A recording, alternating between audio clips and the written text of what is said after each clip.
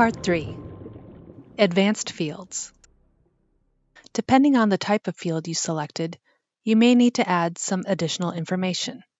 For example, with radio buttons, we need to add some option values.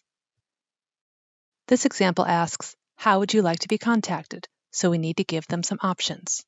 This might include phone, email, US mail,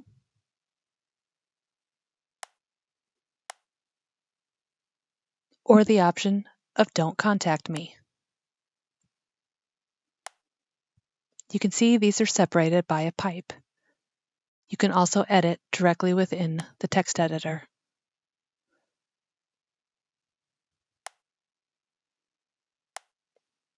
In another example of radio buttons, it asks, may we call you?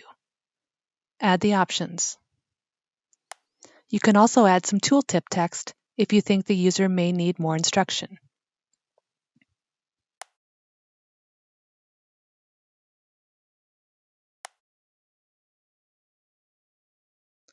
Tooltips are also useful for the text area type.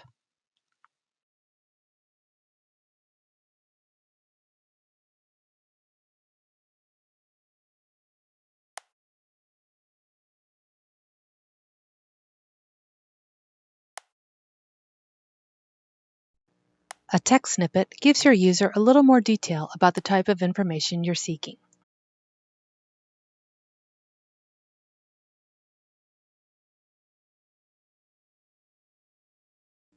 If you need help with any of these advanced settings, feel free to contact us. Okay, let's move on to our fourth and final step.